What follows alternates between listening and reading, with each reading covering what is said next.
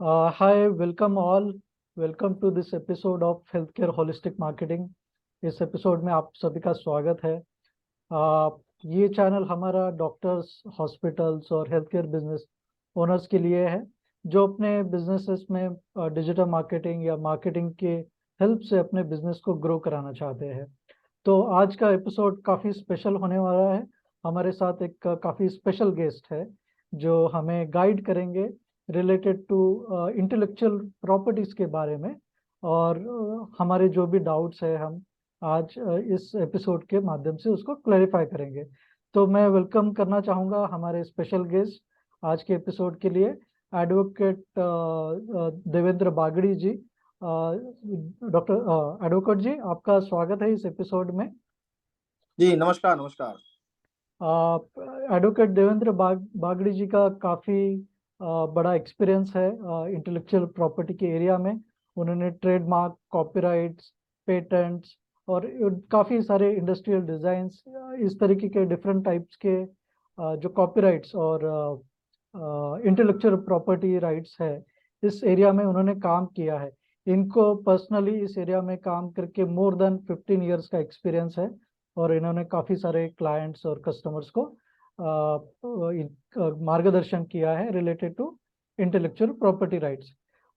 तो ये रहा उनका ब्रीफ डिस्क्रिप्शन, और हम आगे बढ़ते हैं आज के सेशन में, जो कि हमने डिज़ाइन किया है पर्टिकुलरली डॉक्टर्स, हॉस्पिटल और डिफरेंट टाइप के हेल्थ केयर बिजनेसेस, जिसमें आपके बायोटेक इंस्टीट्यूट्स है, फार्मास्यूटिकल ऑर्गेनाइजेशंस है, या फिर आपका कोई जिम या फिटनेस सेंटर है, या कोई वेलनेस सेंटर है।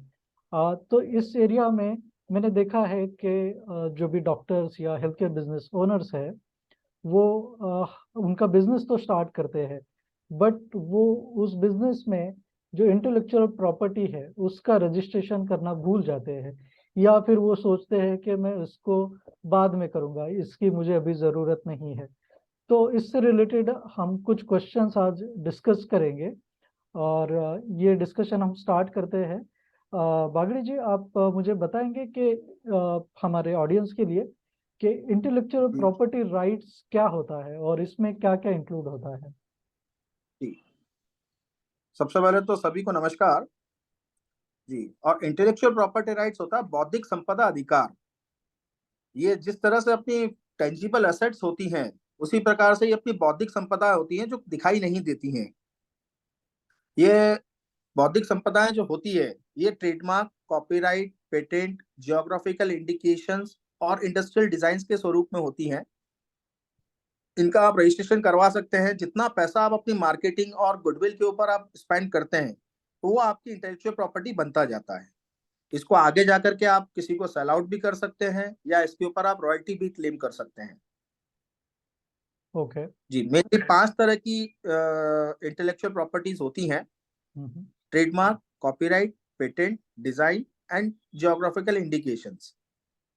ट्रेडमार्क जो होता है वो आपका कोई भी लोगो हो सकता है, कोई भी वर्ड मार्क हो सकता है, जिसके द्वारा आप अपना प्रोडक्ट मार्केट में लॉन्च करते हैं। कॉपीराइट उसी प्रोडक्ट की जो इमेज होती है, या जिसको अपन लेबल बोलते हैं, उसका लेबल का जो रजिस्ट्रेशन होता है उसको कॉपीराइट अपन कह सकते हैं। या कॉपीराइट आपकी किसी बुक का हो सकता है, किसी लिटरेसी मटेरियल का हो सकता है, किसी फोटोग्राफ का हो सकता है, किसी पेंटिंग का हो सकता है, या आपका जो ऑनलाइन कंटेंट होता है, वेबसाइट है, सॉफ्टवेयर है, तो उनका सबका भी आपका कॉपीराइट होता है।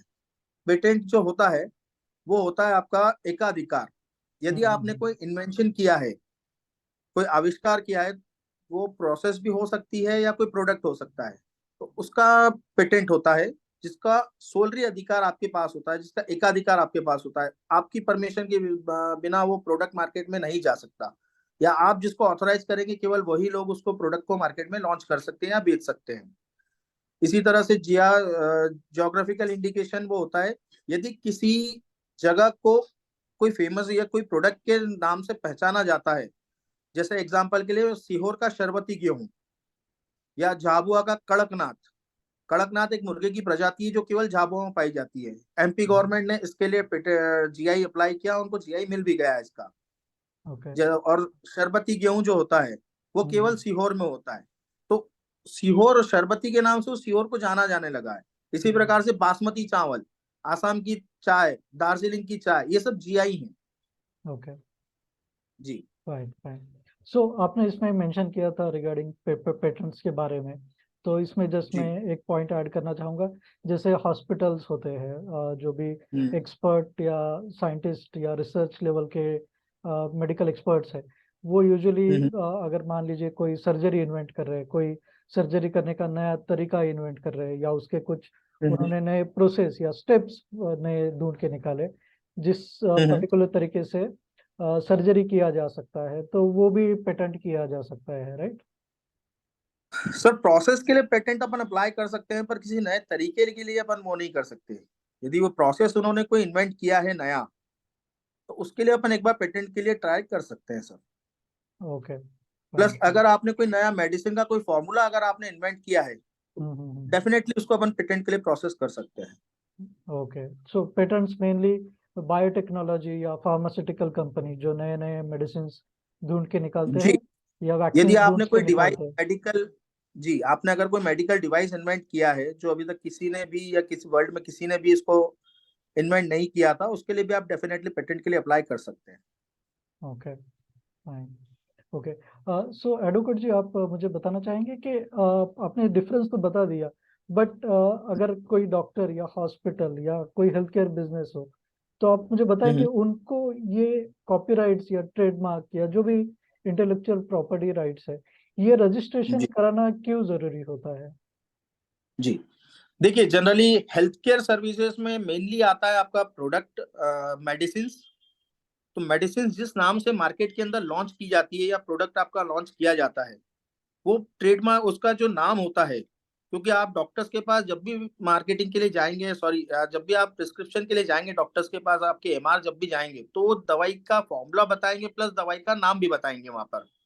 तो वो नाम का आपको प्रोटेक्शन करना इसलिए जरूरी आता है ताकि कोई और कंपनी उस नाम से सेम दवाई मार्केट में ना लेकर आ पाए। क्योंकि अगर आप डॉक्टर्स के एमआर जा रहे हैं, आपकी उसमें भी सैलरी जा रही है एमआर की, आपने अपना मैन पावर उसके अंदर इन्वेस्ट किया है, मार्केटिंग में आप आपके प्रोडक्ट की डिजाइनिंग जो लेबल छपते हैं वो सारी चीजें आप उसमें इन्वेस्ट कर रहे हैं, आपने फॉर्मूला इन्वेंट करने के पीछे जो रिसर्च किया उसमें आपका इन्वेस्टमेंट हुआ है। यदि इस सब का बेनिफिट कोई दूसरा लेता है तो वो आपके लिए नुकसान है सर। इसलिए सबसे पहला तो आपका जो मेडिसिन मार्केट होता है उसमें आपका ट्रेडमार्क इसलिए जरूरी हो जाता है। सेकंड चीज, हेल्थ केयर सर्विसेज में हॉस्पिटल्स के नाम है।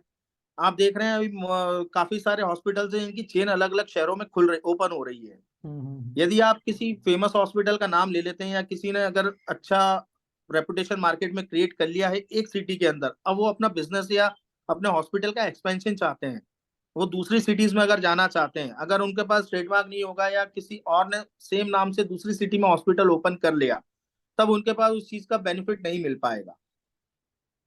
ओके। इसलिए उनको हॉस्पिटल्स को भी ये करवाना इसलिए जरूरी हो जाता है। डॉक्टर्स अपने क्लिनिक का भी नाम रखते हैं, हम्म। तो वो नाम को भी उनको रजिस्ट्रेशन इसलिए करवाना जरूरी हो जाता है क्योंकि यदि कल से वो दूसरी सिटीज के अंदर अपना क्लिनिक ओपन करते हैं या फ्रेंचाइजी किसी को अपनी देते हैं, तो अगेन वहां पे भी सेम प्रॉब्लम आने का चांस है। इसलिए उनके लिए भी रजिस्ट्रेशन मैंडेटरी हो जाता है कि वो करवाएं, तो उनका बेनिफिट ज्यादा रहेगा।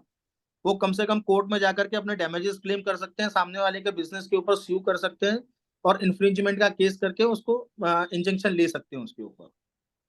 ओके, ठीक है। शुक्रिया एडवोकेट साहब, आपने ये क्लैरिफाई किया कि अगर कोई भी डॉक्टर या हॉस्पिटल ट्रेडमार्क या कॉपीराइट का रजिस्ट्रेशन कराता है, तो उससे उनको क्लिनिक या हॉस्पिटल को फ्यूचर में जाके कैसे बेनिफिट हो सकता है, या फिर अगर उनके पास रजिस्ट्रेशन नहीं है, तो उनके जो भी एक जो ब्रांड डेवलप हुआ है या उनके जो भी इंटेलेक्चुअल प्रॉपर्टीज है, उसको कैसे बचाया जा सकता है, कैसे प्रोटेक्ट किया जा सकता है। आपने इस पे गाइड किया, तो उसके लिए थैंक यू। हम मूव करते हैं आगे क्वेश्चंस पे।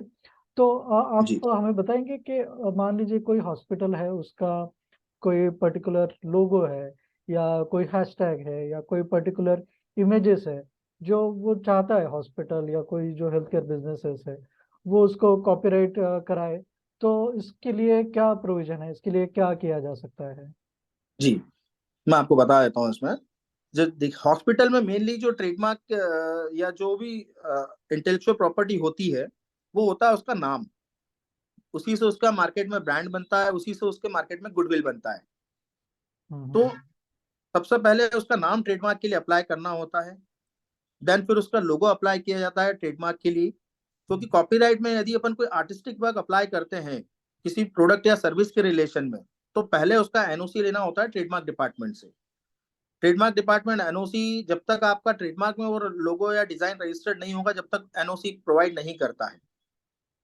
तो सबसे पहले अपन ट्रेडमार्क के लिए मूव करेंगे, देन फिर अपन कॉपीराइट के लिए मूव करेंगे, ताकि कोई उसको कॉपी ना कर सके उस लोगो या डिजाइन को।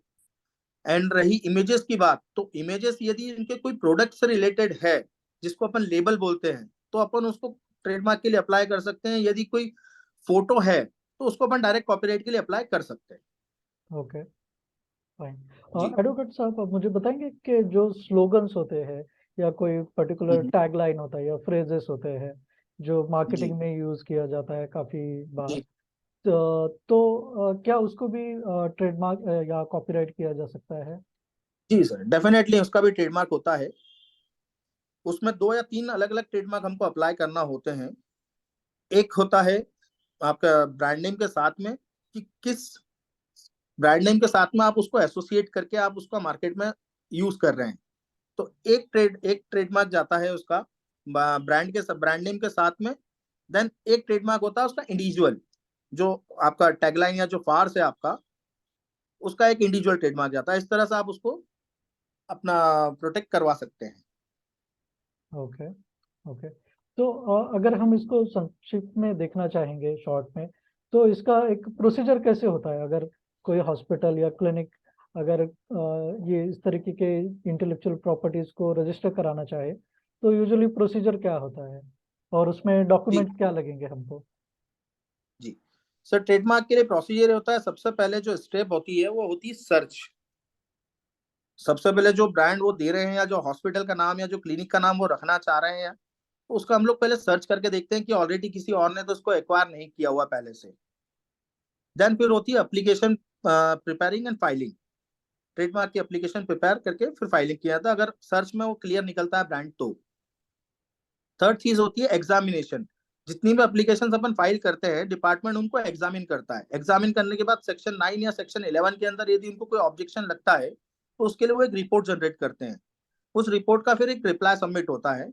रिप्लाई सबमिशन के बाद में डिपार्टमेंट को यदि रिप्लाई से सेटिस्फेक्शन मिल जाता है, तब तो ब्रांड को एक्सेप्ट कर लेता है। अदरवाइज उसके लिए हियरिंग फिक्स करता है वो। हियरिंग में हम लोग फिर अपने आर्ग्यूमेंट्स करते हैं, अपने सबमिशंस रखते हैं। उसके बाद फिर डिपार्टमेंट उसको एक्सेप्ट करता है, एक्सेप्ट करके फिर उसको पब्लिश कर देता है। डिपार्टमेंट का हर 7 दिन में एक जनरल पब्लिश होता है, जिसके अंदर जितने भी ब्रांड डिपार्टमेंट एक्सेप्ट करता है उनको सबको पब्लिश कर देता है 4 मंथ्स के लिए। तो जिस दिन से वो पब्लिकेशन होता है, उस दिन से 4 मंथ का पीरियड ओपन होता है पब्लिक ऑब्जेक्शन के लिए। यदि वो 4 मंथ में अगर कोई पब्लिक ऑब्जेक्शन या अपोजिशन फाइल नहीं होता है, देन अपने को रजिस्ट्रेशन मिलकर सर्टिफिकेट इशू हो जाता है। सर्टिफिकेट इशू होने के बाद एवरी 10 ईयर्स में इसका रिन्यूअल आता है। बट रिन्यूअल आता है डेट ऑफ एप्लीकेशन से 10 साल के लिए। फर्स्ट आपका रिन्यूअल आएगा डेट ऑफ एप्लीकेशन से 10 साल में, उसके बाद हर 10 ईयर्स में आपका वो रिन्यूअल आता रहेगा। ओके। ये इसका प्रोसीजर होता है। अब इसमें डॉक्यूमेंट्स ये हैं सर कि अगर हॉस्पिटल है, हॉस्पिटल के अंदर यदि उन्होंने कंपनी बनाई है, एलएलपी बनाया है या इंडिविजुअल नाम पे कर रहे हैं, तो उसके लिए सबके लिए डॉक्यूमेंट्स अलग अलग होते हैं। इंडिविजुअल में आधार कार्ड, पैन कार्ड लगता है हम लोगों को। प्रोप्राइटरशिप यदि करा है उन्होंने, तो फिर गुमास्ता लाइसेंस, जीएसटी या जो भी अप्लीकेबल है वो उसमें हम लोग लेते हैं। उसके ब्याह पे फिर आगे के डॉक्यूमेंट्स तैयार करते हैं। यदि कंपनी और एलएलपी है तो उसमें एमएसएमई का रजिस्ट्रेशन होता है, उद्यम रजिस्ट्रेशन। वो हम लोगों के लिए मैंडेटरी हो जाता है। अगर वो नहीं होता है, देन फिर उसके अंदर फीसेस बढ़ जाती है डिपार्टमेंट की। डिपार्टमेंट ने एमएसएमई, स्टार्टअप्स और स्मॉल स्केल इंडस्ट्रीज और प्रोप्राइटर और इंडिविजुअल के लिए कुछ डिस्काउंट किए हुए हैं, कुछ छूट दी हुई है 50% की। यदि वो अपन उसमें सर्टिफिकेट्स लगाते हैं तो वो छूट अपन क्लेम कर सकते हैं। Okay, fine. जी। तो एडवोकेट साहब, ये जो आपने सारी प्रोसीजर्स बताई है, सारी जो स्टेप्स हम्म। बताए हैं, तो जी इसको अंदाजन कितना ड्यूरेशन लगता है, कितना टाइम पीरियड लगता है? सर, सर्च करने के लिए हम लोग को इनहेंस सर्च करने के लिए 1 से 2 दिन का समय लगता है। अगर ऊपरी तौर पे केवल चेक करना है तो वो मैं आपको 10 मिनट 15 मिनट में भी बता सकता हूँ। बट अगर मुझको अच्छी तरह से किसी ब्रांड को चेक करना है तो मुझे एक दिन 24 घंटे से 48 घंटे का समय मुझे उसमें लगेगा। हम्म, हम्म, हम्म, देन फिर एप्लीकेशन प्रिपेयरिंग एंड फाइलिंग में 2 दिन का समय लगता है। उसके बाद में सर एग्जामिनेशन होने के बाद, एग्जाम एप्लीकेशन फाइल होने से रजिस्ट्रेशन होने तक का जो प्रोसेस होता है वो साल भर से लेकर 2 से 2.5 साल लंबा होता है सर। इसी बीच में एग्जामिनेशन होता है, इसी बीच में अपोजिशन का पीरियड होता है, इसी बीच में हियरिंग का भी टाइम होता है। यदि कोई अपोजिशन फाइल नहीं होता है देन अपने को फाइलिंग रजिस्टर्ड होकर सर्टिफिकेट मिल जाता है 2 से 2.5 साल तक। Okay fine. जी। ओके, सो एडवोकेट साहब आप मुझे बताएंगे कि अगर हम इंडिया की बात करें पर्टिकुलरली, तो इंडिया में हम्म। कॉपीराइट या जो भी ट्रेडमार्क है, इसका कोई लिमिट है क्या कि कब तक ये वैलिड होता है, या कितने ड्यूरेशन बाद इसको रिन्यू किया जा सकता है? जी जी। ट्रेडमार्क के लिए सर ड्यूरेशन है 10 ईयर्स। एवरी 10 ईयर्स में उसका रिन्यूअल आपका आएगा। आपको गवर्नमेंट की ऑफिशियल फीस पे करना है, आपका रिन्यूअल हो जाएगा नेक्स्ट 10 ईयर्स के लिए। कॉपीराइट के लिए लिमिट नहीं होता है। कॉपीराइट के लिए रहता है कि आपका जो कॉपीराइट है किसी इंडिविजुअल के नाम पर है तो 60 ईयर्स उसकी लाइफ तक, सॉरी उसकी लाइफ जितना लाइफ लॉन्ग रहेगा वो, उसके बाद भी, उसके मरने के बाद भी 60 ईयर्स तक के लिए वो वैलिड रहेगा उसका लाइसेंस कॉपीराइट का। ओके। जी। और पेटेंट का क्या ड्यूरेशन होता है? सर पेटेंट के लिए 20 ईयर्स का ड्यूरेशन होता है सर। Okay fine. और अगर कोई ये सारे रजिस्ट्रेशन इंडिया में करता है, तो क्या ये हम्म। इंडिया के बाहर भी एप्लीकेबल होते हैं इंटरनेशनल लेवल पे, या वहाँ पे अलग से कुछ करना पड़ता है? नहीं सर, ट्रेडमार्क के लिए तो आपको हर कंट्री में जहां पर भी आप अपना बिजनेस एक्सपांड करना चाहते हैं, हर कंट्री में अलग अलग आपको एप्लीकेशन फाइल करना होगी। या तो आप WIPO के थ्रू फाइल कर सकते हैं, या आप इंडिविजुअल उस कंट्री में भी अप्लाई कर सकते हैं, पर आपको इंडिविजुअल ट्रेडमार्क हर कंट्री में लेना होगा। कॉपीराइट के मैटर में सर ये होता है कि यदि आपने इंडिया में कॉपीराइट रजिस्ट्रेशन करवा रखा है, तो यदि अब्रॉड में आपका कहीं पर इन्फ्रिंज हो रहा है आपकी एप्लीकेशन डेट के बाद या आपकी रजिस्ट्रेशन डेट के बाद, देन आप वहां पर क्लेम कर सकते हैं, आपको प्रायोरिटी वहां पर दी जाएगी उसके लिए। पर आपको प्रूफ करना होगा कि हम पहले से इसको यूज कर रहे हैं और यहाँ पे इन्होंने हमारा इन्फ्रिंजमेंट किया है, तो प्रायोरिटी अपने को मिलेगी इंडियन कॉपीराइट के बेसिस पर। Okay fine fine. Okay, thank you advocate Bagdi ji. आपने काफ़ी अच्छा गाइडेंस किया है, जिससे हमारे ऑडियंस को काफ़ी क्लैरिटी मिलेगी। और जहाँ तक आपके डिस्कशन से हमें पता चला है कि जो कॉपीराइट के रिलेटेड जो लीगल इश्यूज है और जो प्रोसेस है उसका, ये है तो सिंपल बट काफ़ी लेंदी है, और कुछ चीज़ों में ये कॉम्प्लिकेटेड हो सकता है। तो जी मैं डेफिनेटली हमारे ऑडियंस को इनवाइट करूंगा कि अगर उनको कोई भी कॉपीराइट रिलेटेड इश्यूज है, या उनको कॉपीराइट या ट्रेडमार्क या इंटेलेक्चुअल प्रॉपर्टी राइट रिलेटेड कोई कंसल्टेशन लेना हो, तो आप उनको ज़रूर हेल्प और गाइड करेंगे, ये मैं एक्सपेक्ट करता हूँ। और क्योंकि जी। जी जैसे आपने बताया, ये काफ़ी सारा इसमें स्टेप्स इन्वॉल्व है, तो कोई भी जी एक नॉर्मल डॉक्टर के लिए जो उनके क्लिनिकल या पेशेंट के चेकअप में बिजी होते हैं, उनके लिए काफ़ी डिफिकल्ट होता है ये सारी चीज़ें खुद से कराने के लिए। तो मैं जी उन डॉक्टर्स को और हॉस्पिटल्स को भी अपील करता हूँ कि वो आपसे कांटेक्ट करें और आपका गाइडेंस वो ले ले, ताकि उनका जो भी हेल्थ केयर बिजनेस है उसमें उनको कोई डिफिकल्टी ना आए, और आगे जाके उनको उनको बिजनेस ग्रो कराने में डिफरेंट डिफरेंट सिटीज में लेके जाने के लिए उनको इसका हेल्प हो। जी सर। या अगर ये हमारे कोई ऑडियंस के लिए कोई क्वेश्चंस है, तो वो हमें नीचे कमेंट सेक्शन में पूछ सकते हैं। और आप इस चैनल पे अगर नए हैं तो ये चैनल पे सब्सक्राइब ज़रूर कीजिए, क्योंकि हम हेल्थ केयर और hospital related different different topics लेके आते हैं, जिससे कि आपके बिजनेस की ग्रो करने में और उसको इम्प्रूव कराने में आपको हेल्प होता है। तो आप फर्स्ट टाइम विजिट कर रहे हैं तो डेफिनेटली ये चैनल को सब्सक्राइब कीजिए। और अगर आपको कोई भी intellectual property right related registration और कंसल्टेशन के लिए हेल्प हो, तो आप नीचे नीचे दिए गए लिंक पे ज़रूर क्लिक कीजिए, और हम आपको कनेक्ट करेंगे एडवोकेट बागड़ी जी से, जो आपको डिटेल में आपको आपकी जो भी सिचुएशन है, आपका जो भी समस्या है, उससे रिलेटेड आपको ज़रूर सहायता करेंगे। तो इस एपिसोड में यही तक। Thank you advocate Bagdi ji, again आपका शुक्रिया, थैंक यू सर। आपने आपका बहुमूल्य टाइम दिया है हमें। तो जी जी। हमारे ऑडियंस के लिए भी इस एपिसोड में इतना ही। मिलते हैं अगले एपिसोड में और नए टॉपिक लेके। Till then bye bye. Thank you.